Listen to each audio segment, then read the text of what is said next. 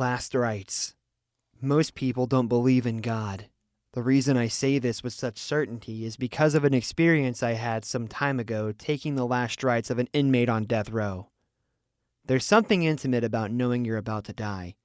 Suddenly, all the sins you've tried to hide are rushing to the surface. You are desperate to gain salvation, no matter what. I would be lying to myself if I said that I had pity for this particular prisoner. They had reveled in wickedness to a great degree. So when the warden first contacted me and told me that they were requesting last rites, I considered denying them. I'd had enough of false piety. But still, that little voice inside me told me I needed to go. I think it was God working out his purpose for me, really. He knew I needed to be there. When I arrived, the warden told me that the execution was scheduled for the next morning. Not much time to lay bare all the wrongs his prisoner had done, but perhaps enough for what they felt mattered most. "Father, you came. I had started to lose faith," he admitted, and as the cell doors opened, I saw that the prisoner was already shackled to a table to prevent them from doing any harm to me.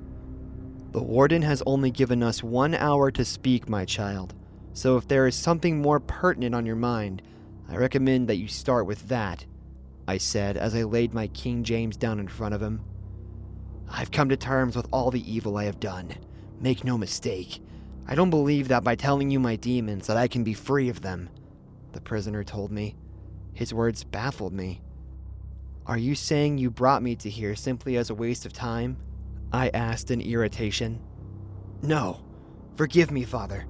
It's hard to explain because I feel it is imperative that I properly reveal to you what has been happening here in this hell," he said. "And who are you to decide what is evil or not?" I countered. "Because all my life I have slept with it. I have breathed it and experienced the dark. Those who serve the devil can't hide from one another. It's like staring into the midday sun, and there is one here claiming to mete out justice, but in reality, he has subverted the word of God," the killer told me. "And who do you claim is causing this much suffering?" I asked. "The warden. I have seen him sneak into the women's ward and then return reeking of sex. And I speak with them days later. They're covered in scars. He brands them, too, with a mark like this."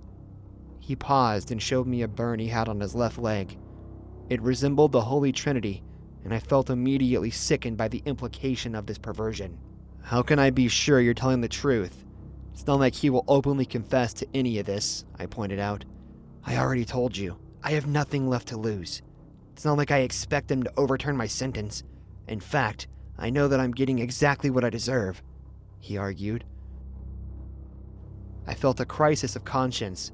What this cold-blooded monster said made sense.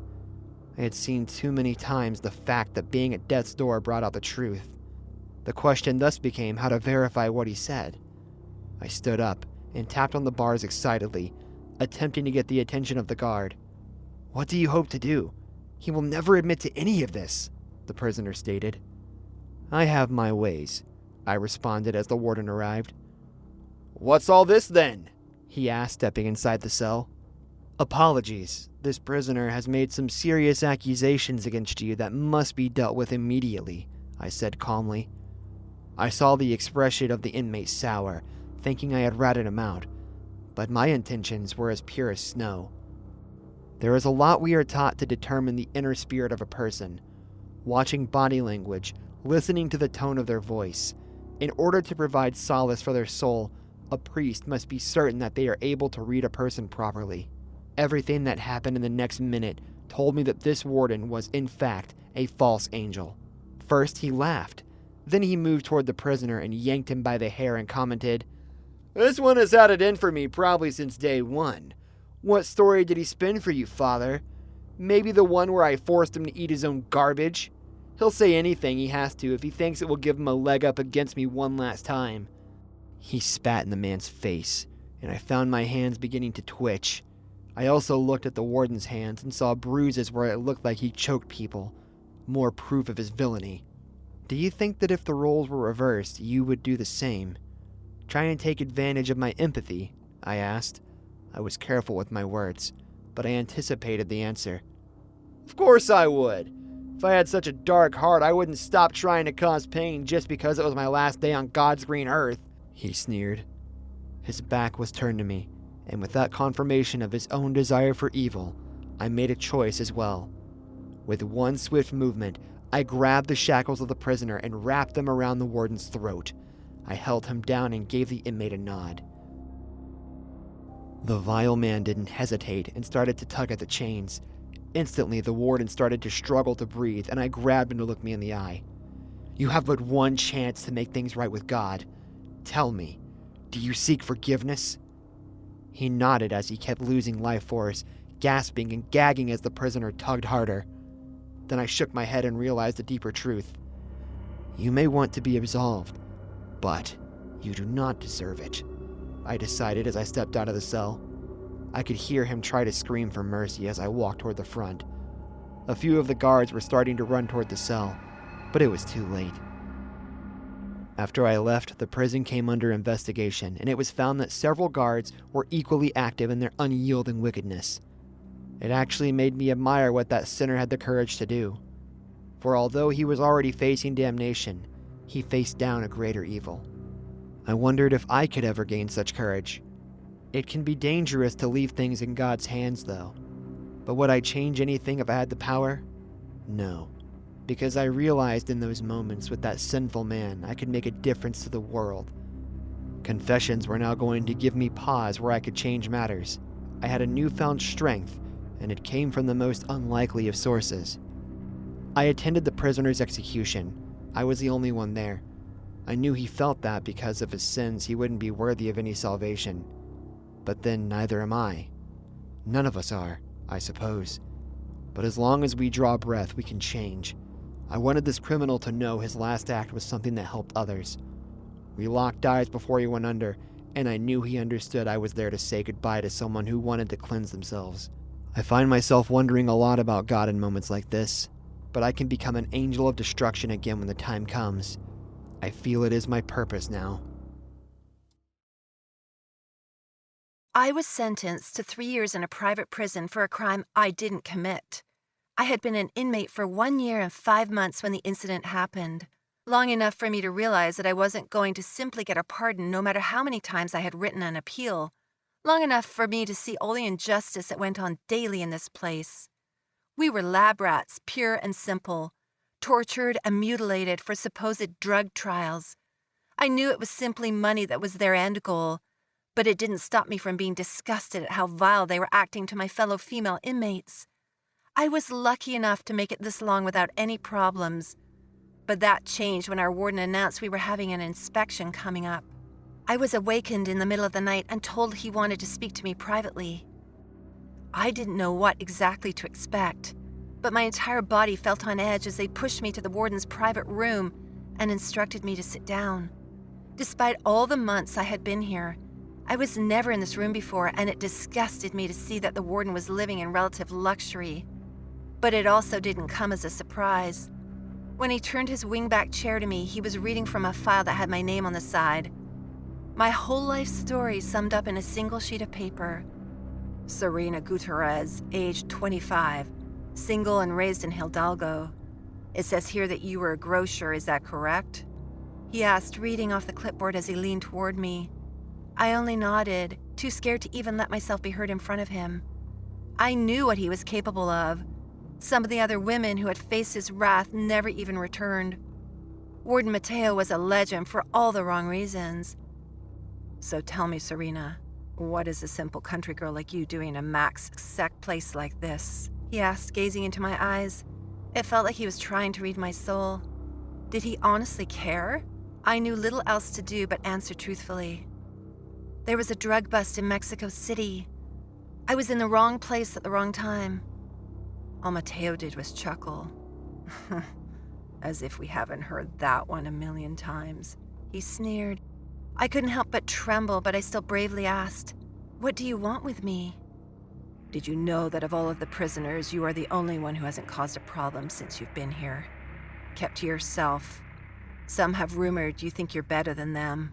Others say it's because of how ashamed you are of your sins. The warden paused and looked directly at the golden cross dangling from my neck.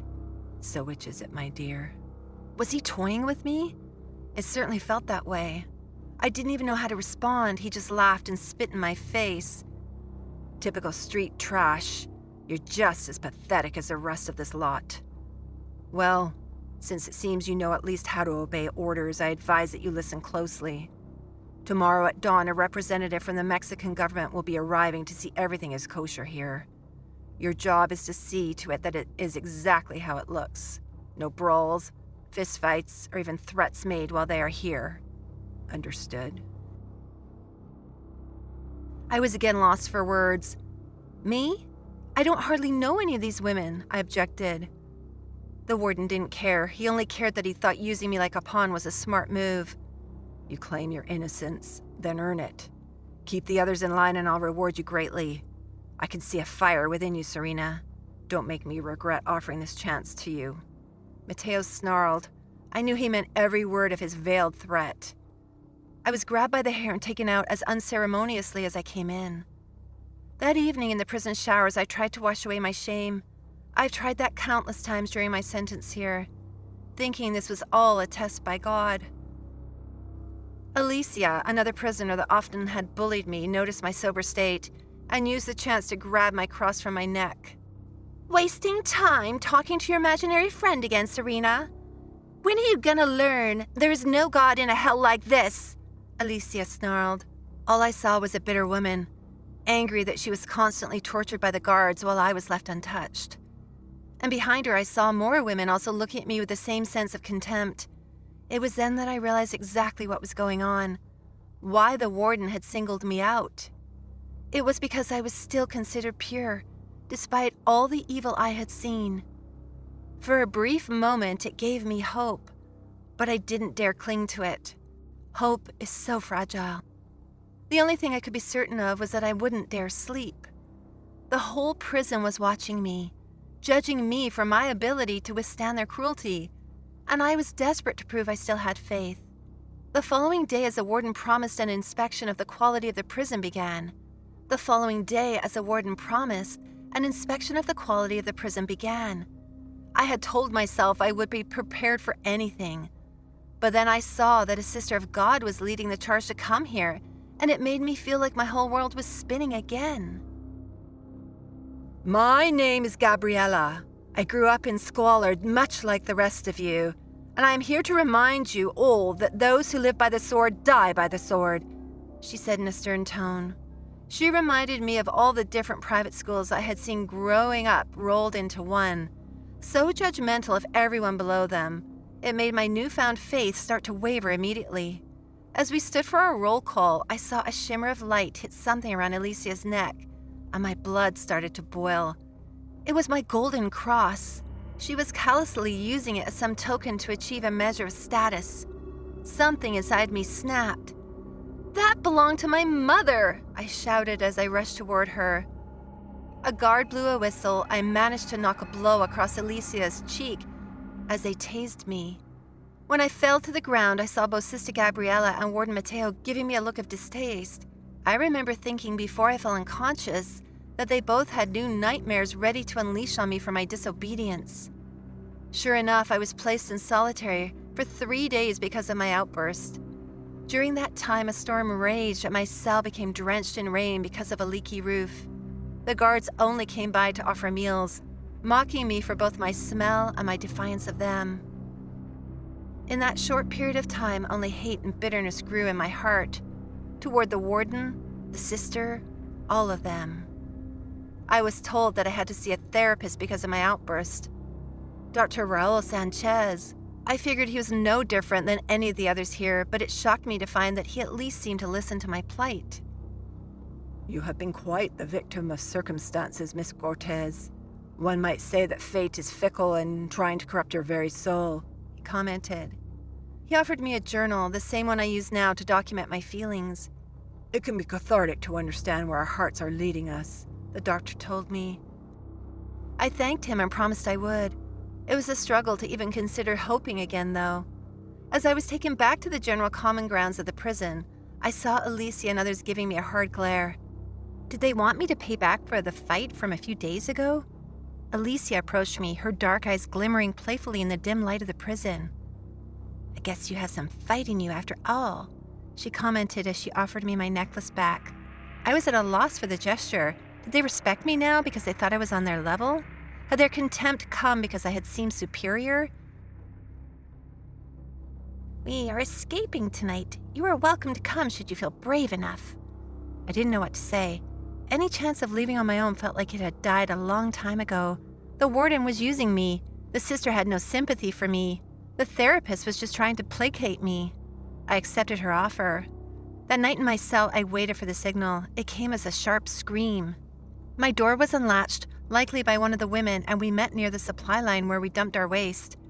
They had cut a guard's throat, and Alicia showed a pipe that led out. It's a little cramped, but it will get the job done. We crawled for miles. Along the way, I heard shouts from guards. Alicia realized we were being followed and told the rest of us to go on. I felt guilt for harboring anger toward her as she turned to sacrifice herself so that we could escape. We took advantage of that spare time. I heard gunfire erupt behind us, my heart dropping. Was she dead? I looked down at the golden cross and tossed it into the mud. I hated God so much in those moments. Even though I escaped that night, for the next few weeks, I felt I was going to be hauled back. I finally gained the courage to take my story to the local newspaper. My testimony shut the prison down, and Warden Mateo and the church were facing their own jail time soon enough. I honored Alicia, the woman who gave me bravery through her fierce attitude, by testifying and getting the other women out of there. Now we can hold our heads up and right all our wrongs on our own terms, free from shackles of man and God, able to forge our own path.